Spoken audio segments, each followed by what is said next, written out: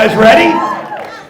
All right, cool. So if you wanted some laid-back, boring speaker, that's not what's going down today.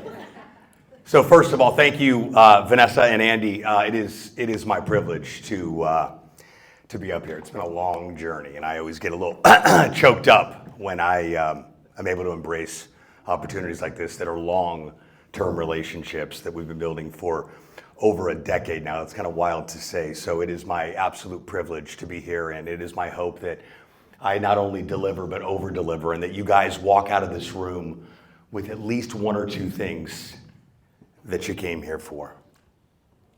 Any gamblers in the room? Okay, cool. I'm taking 5-1 odds and I'm going to bomb this talk. All right, so we'll settle up in the back, all right? Today we're going to get vulnerable. Is everybody okay with that? Because we're doing it either way. I'm going to act as a human defibrillator, and I'm going to wake you up to some shit you didn't even know you needed to be woken up to. Is everybody okay with that? Say yes or yes. Yes. Okay, good. Because we live in a world right now where I'll sell you my bullshit and you sell me yours, and we'll call it a deal. And I don't know about you and who's reminded you this lately, but there's a clock ticking that none of us can see. And we got one shot to step into the absolute, complete, best version of ourselves. It is our responsibility. My dear friend and worldwide phenomenon motivational speaker, in my opinion, the best motivational speaker on the planet, the one and only E.T., the hip-hop preacher, said, "You owe you." Not anybody else. You. So let me ask you a question as we get started here today. And I really want you to think about this question, and it's going to really rattle a lot of you to your core, and that's the goal.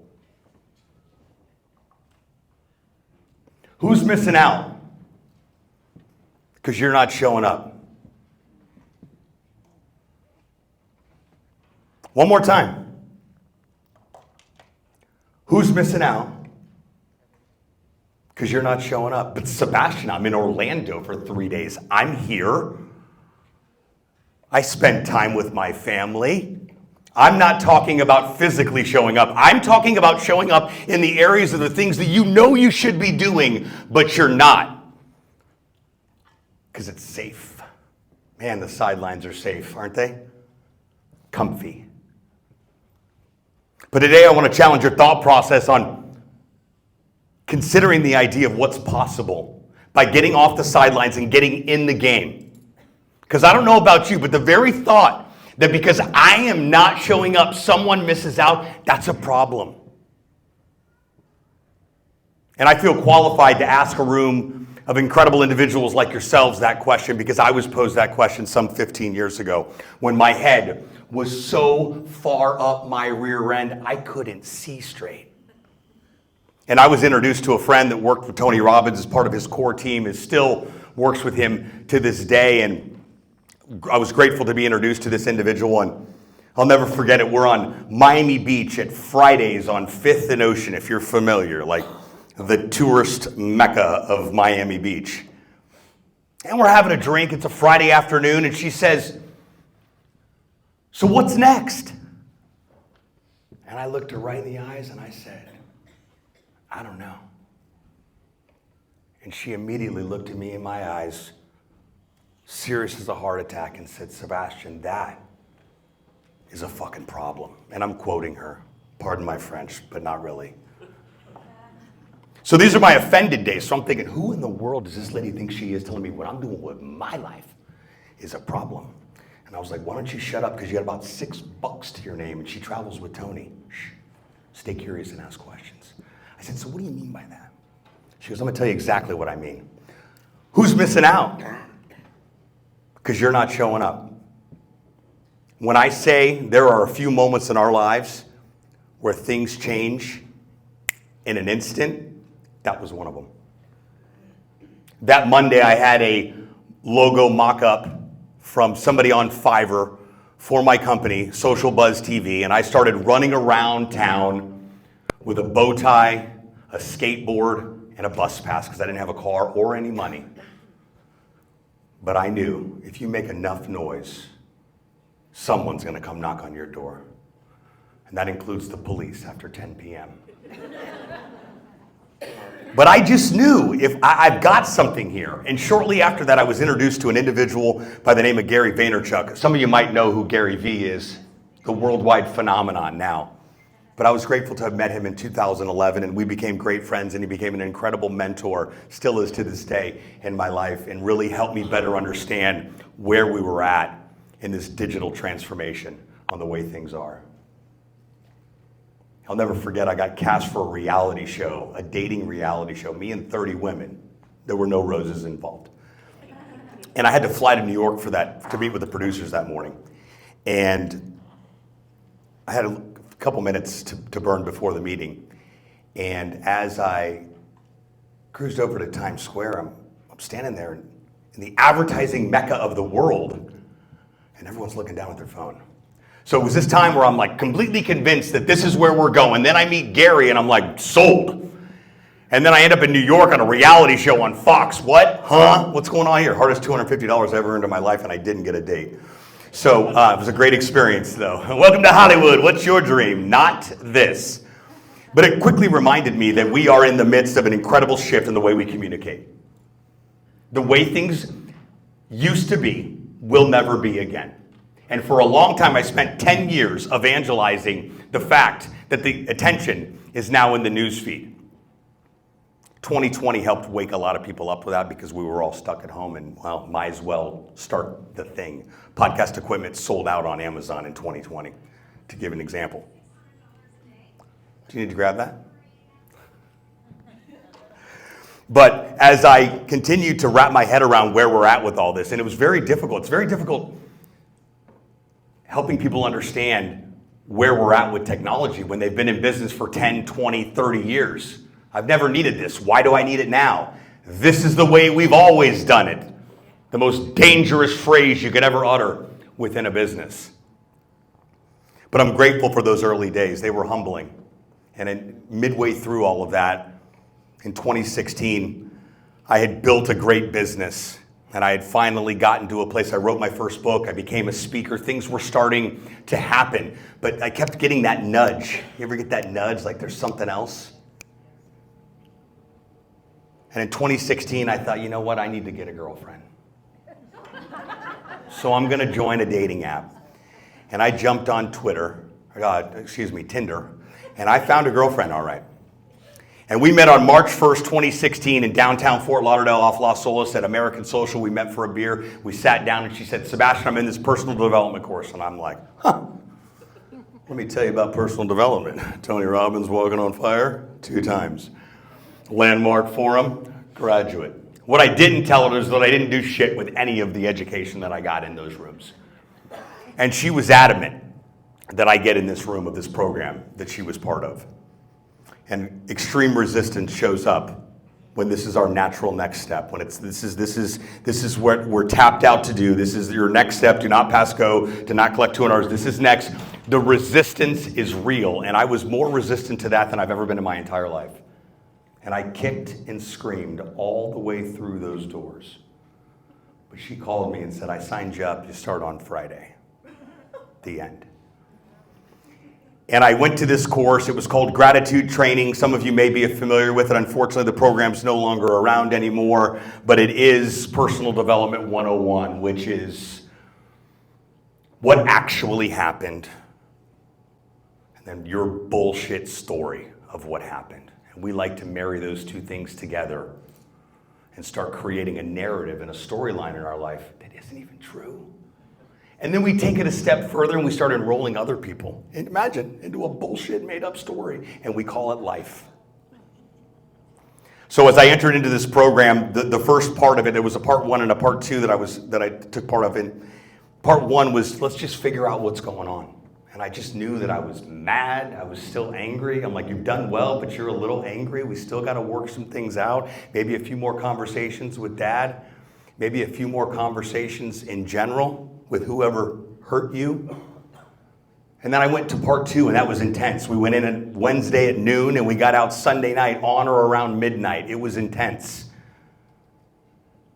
But I learned quickly the only way out is through. And I'm so grateful for that course, because despite the resistance, I walked out of there learning how to love myself, learning how to be 100% accountable for every area of my life, past, present, and future. I graduated from that course. I called my dad and I said, Dad, I got my power back and I forgive you and I love you and you're the only dad I got. And we're gonna make it work. I'm gonna love you from a distance, but we're gonna make it work.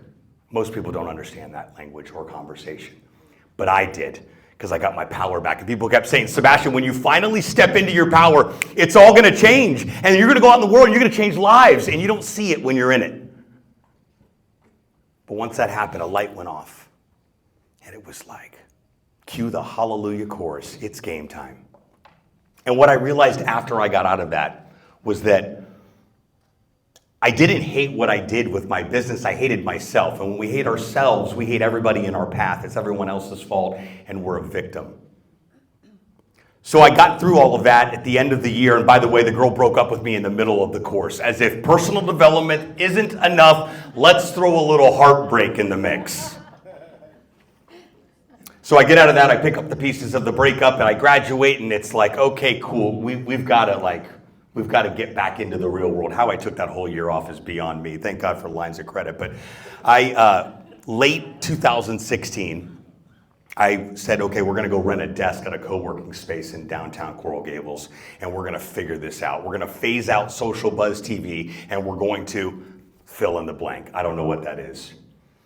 And the first day that I was there, I run into an old friend, a mutual friend that I met at the Women's Success Summit, where I met Marley and Will Dukes and a bunch of other individuals. And I saw her in the elevator, and she said, I have an internet radio show. And I go, what is that? And she's like, well, we record once a week, and it goes to here and there. And I go, you know, you can just have a podcast and record it from your house. And she's like, I don't know how to do that. Can you help me start a podcast? I was like, actually, I can. I had a podcast, I wasn't consistent with it, but how do you leave the digital world but still stay in it? How do you maintain the brand that you've built but still stay in it? Podcasting. And then I started to take a little bit of a closer look at that. I go, podcasting, what does that look like? Well, my dad was a DJ for 30 years. I grew up in a radio station. I had zero intentions to follow in the old man's footsteps. But as I shared this story with a buddy on the golf course a few years back, he said, man, our genes sure are powerful, aren't they? I said, I don't know shit about genes, but my grandfather's name was Gene. Maybe that's how it all added up. So things continued to stack and add up, and I started to connect the dots. And the more dots that we start to connect, and the more rooms that we get in, and the more people that we get around the right people, the dots start showing up that we didn't even know needed to show up. And the dots start to connect that we didn't even know. So by the end of 2016, under extreme pressure of nobody wants a podcast, that's all I heard. That was the noise. No one wants a podcast. No one wants a podcast. Resistance. But there was something in me. I had that dog back. I had that drive back where I said, you know what? I'm starting a podcast agency because I said that I'm going to do it. 30 years ago, Steve Jobs called you and said, hey, I'm creating this handheld device you're going to carry in your pocket. You're going to be able to send these things called text messages. You're going to be able to call people from all around the world at any given time. It'll be unlimited. You'll pay one flat fee. You would have told him he was out of his tree. But Steve Jobs says, I'm inventing the iPhone because I said that I'm inventing the iPhone. There's something about that personal declaration to the world where it's just you versus you making that distinct decision that creates this desire within you that says, I'm doing this regardless of the noise. I'm doing this regardless of the resistance. I'm doing this because I owe it to myself. That was 8 years ago. That's crazy town to even say.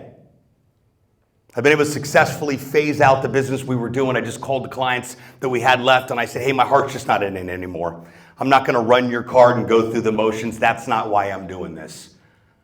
I'm doing work to put you into action, and I just don't see that that's happening right now. We're pivoting into the world of podcasting. If you want to take a closer look at that, we can do that too. Some got it, some didn't, but I didn't care. I just knew this is what's next.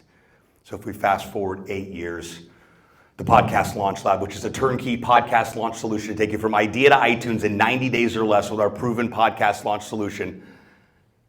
That was scripted out the night that I ran into the friend of mine that said, "Can you help me start a podcast?" I literally went upstairs, I wrote up 3 pieces of paper, and I put Podcast Launch Lab. Idea to iTunes in 90 days. And when you're flowing, you know, you're getting that flow and you're just flowing. That was it. So here we are, 8 years later. We do multiple 6 figures a year. I do what I want, when I want, with who I want, where I want. I travel all over the place getting to do this. This is my job. This is how I spend Friday mornings. Yeah, this. And hanging out with incredible human beings just like you. Helping you understand that, yeah, it's about podcasting, but podcasting is just a vehicle. It's just the catalyst. I get to see people radically change their life because they said, you know what? I'm starting a podcast. So today I want to invite you to consider the idea of what's possible, of walking outside this door and going, you know what? I don't know what's on the other side of it, but I'm starting a podcast. I've seen people get over fear of public speaking, improve their communication skills. I'll tell you right now, you're starting a podcast for 2 reasons. Not to become the next Joe Rogan and have 1 million downloads. None of that fluff. You're doing it for 2 reasons. 3. Number 1, to network. Yeah, write this down. To network with anybody that you want. That one person you can't get a meeting with, let's get you on the podcast. Love to tell your story.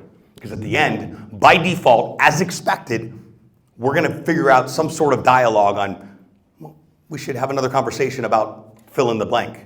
I am undefeated with this strategy.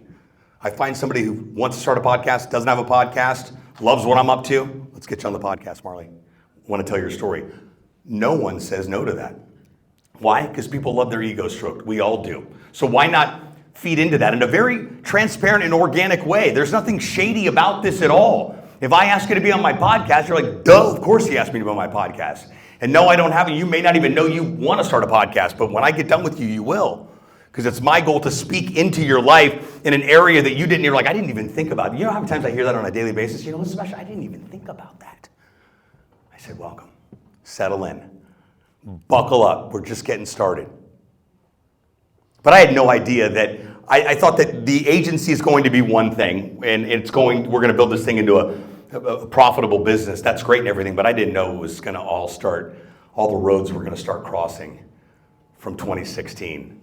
I was going to take what I had learned to unfuck this and help people get their life on track because of a podcast.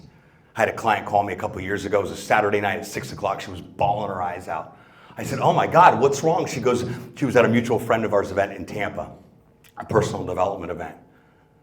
And she goes, remember our conversation on our coaching call last week when I told you I was scared I couldn't leave my kids at home with a nanny, that the nanny travels with us? And I was like, what? Huh?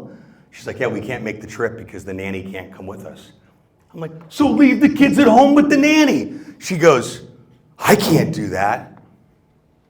I said, how much longer are you going to live in this story that you can have a responsible individual that's your husband's personal assistant, watch your children?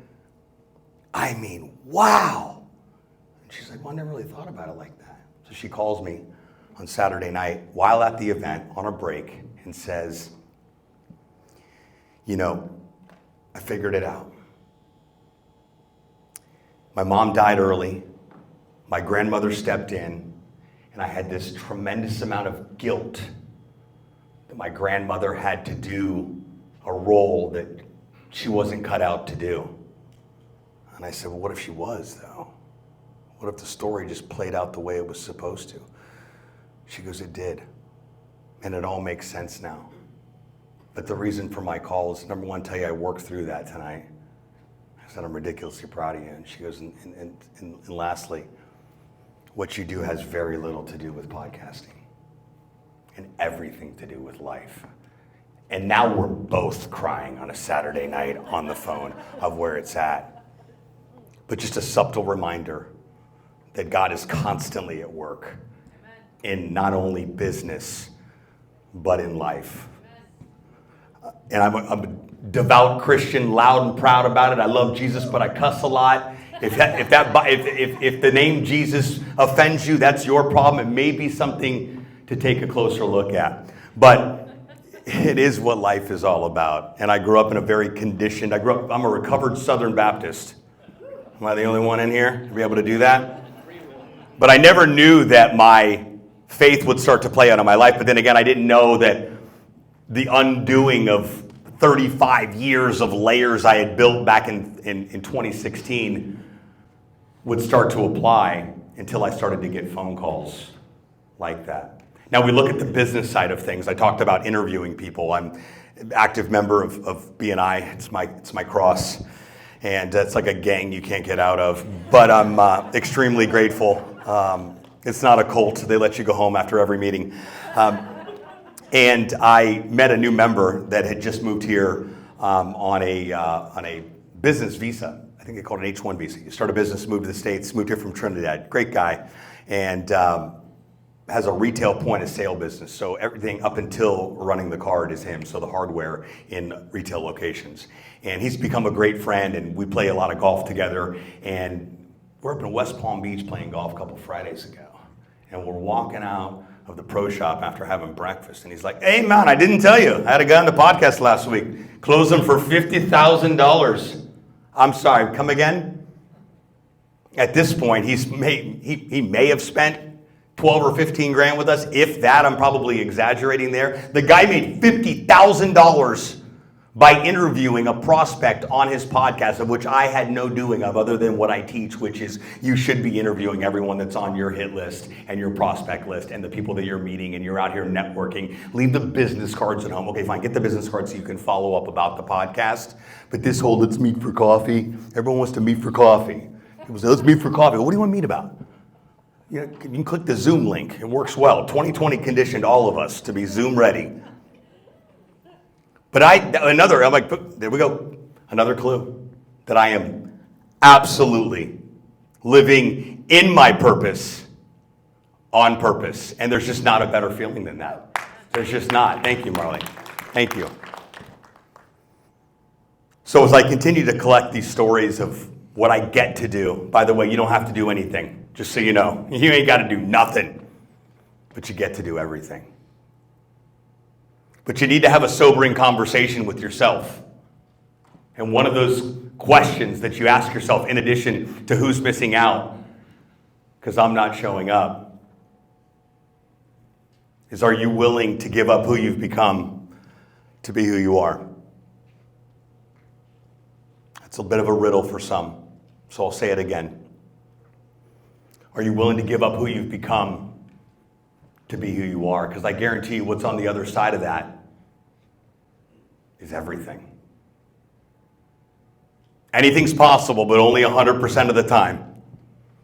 Nothing is outside the realm of possibility. The only thing that holds us back is what's between our two ears. Those limiting beliefs of I can't do it, I'm going to look stupid, sound stupid. Who cares? Do you know that people don't care? They don't. They really, really don't. Because they're too concerned with what they're doing in their own life. Now, don't get me wrong. Yes, we do have compassion and we do care for one another. But I think it was Simon Sinek said, people don't care what you do. They care why you do it. So first things first, when it comes to starting a podcast, the number one question you want to ask yourself is, why am I doing this? Why am I starting a podcast? I don't know. Why don't you answer the question? Because you're the only one qualified to do it. Sure, you can get feedback, and you can ask your husband or your wife or your friend and watch people roll their eyes or, tell you you can't do that. But right now, we're going to set the record straight real quick, if it's okay with everybody. And I'm going to remind every single one of you in here that yes, you can. Well, that seems a little woo, a little cheesy. Sometimes we need a little woo, a little cheese to wake us up. So we're setting the record straight. If everybody's all right with that, say yes or yes. Okay, good. Because yes, you can. You know why I want to clarify that and set the record straight? Because somewhere along the line, someone told you you couldn't do something and you believed it. And then you start to live your life according to it. It's a brand new day, brand new opportunity. We get to walk out of these doors right here and create something incredible. If we're brave enough, brave has been the word all week. It continues to show up for me. Brave. And I'll give you some backstory on how that showed up. I'm reconnecting with my best friend from elementary school this weekend. I haven't seen her in 40 years. She traumatically lost her husband to pancreatic cancer late last year. Fast, completely healthy guy. From one day to the next, 3 months gone. 2 young boys, 10 and 12. And I'd been wanting to reach out. But what the fuck do you say? Sorry for your loss. Sure, she hasn't heard that before. So I just kind of let it ride. And I said, God, what are you trying to tell me here? Use me. Provide an opportunity here. And then Andy and Vanessa call and say, can you be in Orlando the first weekend of August? I go, well, he delivers once again. So that turned into a conversation of, hey, I'm going to be in Orlando. We totally have to link up, which led to a conversation over the past couple of weeks of starting to really unpack this journey. And I felt qualified enough to be able to at least jump in and say, hey, where are you at with all this? And she said, I'm doing the best that I possibly can do. I said, that's all we're doing. And we're also just making it up. That was the most liberating point of being a single dad for 18 years, was when I admitted to my kid that I don't know shit, and I'm just making it up, and I'm doing the best I possibly can do. And she said, my friend said to me, so what is your perception of how I've showed up since we've had a chance to reconnect here? And I quote, I said, you're the bravest motherfucker I know. Because this is nuts. Like, this is unspeakable. Like, I can't even begin to wrap my head around it. And yet you and I can have conversations and we can crack jokes and you can find humor in the midst of tragedy. You can find that silver lining in the midst of all of this. You are incredibly brave. And she said, wow, that really landed, because all I've heard for 8 months is you're so strong. I mean, yeah, we all are. But what's it take to be brave? To get up, pull yourself up by your bootstraps and say, I got 2 boys that need me regardless of the circumstances. Life goes on. People pass on. So what? What are you going to do with it? And that's what I said to her. I said, so now what? She said, I don't know, but I'm figuring it out as we go. I go, and we're making it up too. So I wanted to share that with you to give you some context. That the word brave kept showing up. I'm like, God, what does this mean? What does the word brave mean? And it also perspective on our lives when stuff like that happens. You tell yourself, you're like, I ain't got no problems. I'm good. I'm going to call my mama and tell her I love her. You know what I mean? But it's perspective on where it's at. That was kind of a side note on where I shared it, because that word just started to show up very, very strong in my life last week, and specifically today and right now, of course, right in the midst, in the middle of the show here. But when we're brave, we've got the opportunity to get off the sidelines and get in the game. When we're brave, we have the opportunity to make sure that if it's within our control, no one's missing out. Because I'm showing up. You know why? Because I said that I was. I owe it to me. You owe you. And we do. When we look through that lens, it's a completely different perspective. Because a lot of us, unfortunately, like I said, we live in autopilot. It's a terrifying place to be, autopilot.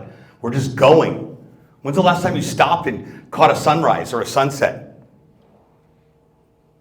Speaking of that, my friend she lives about 45 minutes from here. She has the most incredible sunsets every single night. Something about Central Florida and the sunsets are just beautiful. But we started talking about the pictures she would post in the morning. I said, just so you know, that's him reminding you I'm good. Take care of the boys. I'm good. And she said it 100%. And she sent me one from the next morning. It was way better than any of them I had ever seen. So it's incredible how life continues to unfold, and that God allows us to still get that peace in the midst of chaos. That, you know what? everything's going to be all right. Because I said that it's going to be. So once you start to figure out the why of starting a podcast, once you decide that, you know what, I'm down to be brave. Everybody down to be brave today? Say yes or yes.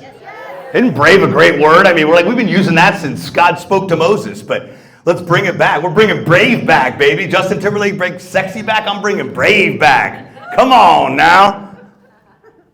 The next thing we want to do is we want to figure out what kind of format we're looking for a podcast. What kind of show is it going to be? And I told you one of the reasons that you're starting a podcast, well, one of the three. Number one, to interview people that you can do business with. Everyone agree that's a great strategy? You're like, didn't even think about that. Raise your hand if you've never even thought about that. Starting a podcast, interviewing people you can do business with. Thanks for being brave. The second reason, to get your social media content game in check and consistent. Who posts every single day and has no problem posting on social media or coming up with content? Every single day, no problems. Yeah, all three of us. Fantastic. So what if a podcast allowed you to get your social media content game in check because of the podcast? Let me break it down for you. One podcast episode, let's call it 30 or 45 minutes long, recorded via Zoom with a good mic and a good camera and decent lighting. You don't need a studio. You do not need a studio. Did I mention you don't need a studio? You need to look good, you need to sound good, and you need to make sure you're capturing the audio and the video in a quality. I'm not talking about your ear pods on your shitty laptop camera. I'm talking about, let's spend a couple $100 on a webcam and a mic. I have a free podcast equipment guide. If you scan the QR code at my booth outside the doors here, you can download it. It's all my secrets when it comes to podcast equipment. But you record a 30 or 45 minute episode. What happens then? Well, then you hire a virtual assistant or a freelancer or us or somebody to go and chop up that content. And every podcast episode now becomes multiple pieces of content. For example, we produce 4 episodes a month for our clients. We do 12 pieces of micro content per month for them. So that's 3 pieces of micro content per episode. Episode drops Tuesday, first clip, another clip Wednesday, another clip Thursday. Chances are whoever's seeing it on Friday probably didn't see it on Tuesday, post it again, and then what do you know? It's time to post another episode. So what happens 12 months from now? Well, now we've started to build a content catalog that we can tap into. How many of you would love to have a Google Drive that at any given time you just tap into today, you're like, I am coming up blank today. Don't know what to post. But if I go back into my archives of my podcast micro content, well, that was a great episode. Let's post something about that today. So when I tell you that starting a podcast solves all of your social media content problems, or a majority of them, it does. Second reason you start a podcast. And third, and this is my favorite, you get to step into a completely different version of yourself. How exciting is that? Some of you are like, that's fucking terrifying. What's more terrifying is staying stagnant and doing nothing. What's more stagnant is continuing that bullshit dialogue of I can't do that, or I don't like the sound of my voice, or I'm terrified of public speaking, or what is Uncle John going to say, or what is why I don't know that I can do that. Shh, let's quiet the noise. Let's focus on what's possible, which is only anything 100% of the time. So once we figure out what kind of show and podcast we have, that's your strategy right there, by the way. We want to figure out what we're going to call the podcast. That's coming up with a name. There's a lot of stupid podcast names out there. I'm trying to do something about that. Here's what we're not doing. We're not coming up with names where I've got to say, get it? Get it? Because guess what? No one gets it at all. They say an average person has a 5th grade reading level, and you're asking them, get it? We want to come up with a name that complements your brand. We're not looking for Florida Professionals Association podcast. We're not looking to do that. We're looking to come up with a name like the Networking Ninjas that are hosted by Andy and Vanessa. And like the Networking Ninjas, this is all, yeah, we interview other business owners throughout the entire state of Florida to get to know them and talk about their business and tell their story, and then we recruit them into our organization. That's how we grew to 100,000 members. Does that make sense? It complements what they're doing. And for the love of all things podcasting, please do not include the word podcast in the name. But Sebastian, it's a podcast. I know. And putting the word podcast in the name is extremely redundant and obvious. Everybody clear with that? You don't need a podcast microphone on the cover art. You don't need headphones. You don't need to say, get it, get it. You need to come up with a name that complements your business, your brand, who you are as a human being and a business owner. That's what it's all about. Now we've come up with a name, we've come up with a strategy. Now it's time to get to work. How many people in here, I had a lot of conversations last night, so I'm curious to know. How many people in here have a podcast but stopped it? All right, right. And there was a reason that you stopped it, and I'm going to go ahead and jump to conclusions real quick here and say the reason you probably stopped doing it is because it was a lot of work, right? So my challenge to you today is get every single thing off of your plate that pertains to the podcast as soon as possible. That's not a pitch. You're going to hire me if you're going to hire me. And if you're not, you're not. I have one goal. Get the podcast launched. Get the work off of your table and get into the podcasting game so you can take this out into the world and do something great with it. With or without me, it doesn't matter. I have one goal. And that's to see you start a podcast, take it out in the world, and do something great with it. That's it. I hear stories all the time. I read your book. I did exactly what it said. I started my podcast. I heard a bunch of freelancers, a bunch of virtual assistants, and my show's going. I was on a guy's show last week. He had a stutter. And he was still a podcaster and mentioned to me that he has a stutter and apologized for it. I'm like, apologize for it? But that wasn't the real story. The real story was that he had read my book, downloaded my podcast equipment guide, done everything that I taught him in the book, started the podcast, and then reached out to me and invited me to be a guest. And when we got done, he's like, I don't know if you noticed or not, but I had a slight stutter.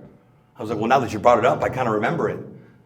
Why even bring it up? I ended up sharing a video from Tony Robbins years and years ago where he cured a guy of stuttering. Been studying for 35 years in 8 minutes. It was unbelievable. I sent it to this guy. This guy was over. You would have thought that I had flown to his house and cooked dinner for his family because he was like, that video was amazing. And I'm thinking the entire experience today, Brad, was amazing because you read my book and then you went and did something about it, and then you invited me to be a guest on your show, and I didn't even know any of that stuff. You understand? I don't care if it's with me or without me. Use me, leverage my resources, and do something. So if you started a podcast and you've stopped the podcast, it's probably because it was too much work, and you're doing stuff you shouldn't be doing. How many people are working? How many in here, by show of hands, are working in their business right now and not on their business? Yeah, that's a giant problem too. I hope that triggers you. I really do, to your core. Because when I started delegating things and I started getting things off my plate that I shouldn't be doing, everything started to change. The second thing that happened, when I was willing to reach into my pocket where it kind of hurts a little bit, you're like, I was willing to book that plane ticket, and I was willing to get in that room. I was willing to get on that stage for not even a nickel. I was down to do it. Everything started to change. I was reading Think and Grow Rich, and one of the principles in there was get in a mastermind group. And I kept hearing about mastermind groups. I've been part of networking groups and chambers, tough crowd, but a mastermind group where we roll up our sleeves and we go through life together and we become the best version of ourselves. And we also, by default, build a profitable business. How do I start doing that? I was introduced to an organization based in Dallas, and it cost me $10,000 to join. You talk about wildly uncomfortable. That's just to be a member. That's not travel. We fly in quarterly, travel, dinners, here, there. I probably spend 15, 20 grand a year to be in that. At $15,000 or $20,000 yields about $225,000 for our company because I'm willing to show up and get in the room. I just celebrated 3 years of being part of this mastermind group, and I look back and I said, I had the opportunity to MC our last meetup, which was a real privilege to be on that stage. And I stood there and thought, a lot's changed in 3 years. But the number one thing I can think of that's changed the most is me. And it's the people that I get to do business with that we get to call our family of choice of where it's at. So why do I share that with you? Well, you've already taken the step in the right direction to get in a room like this with incredible human beings like Vanessa and Andy creating the Florida Professionals Association. I remember when it was in South Florida many, many moons ago and what it's grown in today. So you guys understand the power of getting in the room. Continue to do that. Double down on that. I'm not talking about more chamber events. I'm talking about getting wildly uncomfortable, sponsoring that event, cutting that check, getting real uncomfortable, because that's where the magic happens. Nobody wants to get comfortable being uncomfortable. But every single day I do two things that keep me wildly uncomfortable. I turn my shower on cold at the end of it. It is the most miserable part of my day. And I repeat as follows. I am committed to the work. I am a powerful, lovable, authentic leader. I am in service. The work that I do impacts lives and changes people for the better. I am committed to the work because I said that I am. And I repeat that every day. And some days I don't want to. And some days I have to remind myself, what is the work, Sebastian? The work is constantly staying curious and constantly leaning in and saying, I don't know how it's going to work out. I just know it's going to work out. That's all that I do know.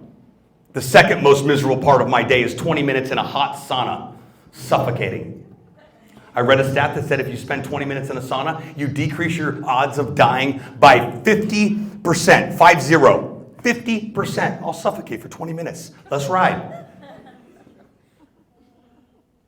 Right after the gym, sauna's right there, go right into the sauna, and I kick and scream all the way to the gym. But I was thinking about this the other day. Sebastian, when's the last time you walked out of this gym and said, man, I'm really not happy that I did that? Never. Ever. Whatever's on the other side of what we don't want to do, there's always a payoff, and that's what we're looking for. It's human design to avoid pain and seek pleasure and to seek comfort. And all of those things are available if we're willing to lean in enough and stay uncomfortable and get comfortable staying uncomfortable. Pain is usually a choice of deciding to stay still and stay where you are, because that's the way we've always done it. Some of us are so comfortable in our comfort zones that people are in fact missing out because we're not showing up. So if you got anything from today, may it be, I hope to be a human defibrillator for this entire room, to wake everyone up in areas that you didn't know you need to be woken up about. I want to be top of mind for the rest of the weekend, the rest of next week, the rest of the month, the rest of this year. Man, that guy that opened up the Florida Professionals in Paradise in Orlando, wow, I can't stop thinking about what he said, and I don't know what it is that I said, but there's something you're going to take home and bring back to your life, and it is my hope and prayer that you integrate it and you start yesterday, because there are, in fact, people missing out because you're not showing up. We dabbled a little bit into the world of podcasting. I'm not here to do a how-to on how to plug a podcast mic in. I've got a YouTube channel for that. I wanted to wake you up and let you know that the podcast can be the catalyst for you stepping in to a completely different version of yourself. The podcast can be the catalyst to you radically, and I do mean radically, changing your life and your business for the better because of a podcast. It's who you get to become. It's what's on the other side of it. I believe it was Martin Luther King Jr. that said, you don't need to see the whole staircase. You just need to see the first step. And I'll follow it up with a quote from his father that I just love so much. And that is, how soon, not now, becomes never. Friends, I'm here to tell you right now, the time is right now. There is a clock ticking that we don't even know about. People are missing out because we are not in the game. All we've got to do is make a conscious decision and a declaration to ourselves, because you owe you to be able to get into the game and watch people radically change their life because you made a decision to step into a completely different version of yourself and change your life. It's all possible. We're all in this game together. We are a link in the chain. But unless we move, no one else moves. If I didn't move 8 years ago, no one else would have started to take a move. I wouldn't get the emails and the phone calls and the testimonials of, Sebastian, here's what I did because of the podcast. It gives me chills, and I'm a total sap, so I find myself bawling more times than not, but I'm okay with it. Because you got to feel it, and I do feel it. I feel it to my absolute core. When someone calls me and said, I changed my life, I'm like, it wasn't because of me. I'm not taking credit for any of that. You did the work. You got in the game. You got off the bench. You chose you, and you chose to get uncomfortable. You chose to be comfortable being uncomfortable. And because you did that, you were able to get out, create something incredible that you didn't even know was possible at all. I spent 18 years raising my daughter. I had a child with a woman very young that did not want to be a mother. She checked out. She said, you wanted her, you raised her. I said, not a problem. We moved to Southern California. I became an entrepreneur because, well, they don't let you off sales jobs to go pick your kid up when she's sick. So I was like, that's not going to work. Plus, I'm a terrible employee. My daughter's 23 years old, just graduated with a degree in psychology from Grand Canyon University in Phoenix. She's currently in the master's program studying mental health counseling. I tell her so she can better understand why her parents are so crazy. But she's 23, she's completely self-sufficient. And she constantly calls and reminds me, Dad, I'm good, and thanks. And they don't grade parents, Dad, but if it was a scale of 1 to 10, you're a 12. And I was like, let's go. You did not tell me that when you were 16. You did not at all.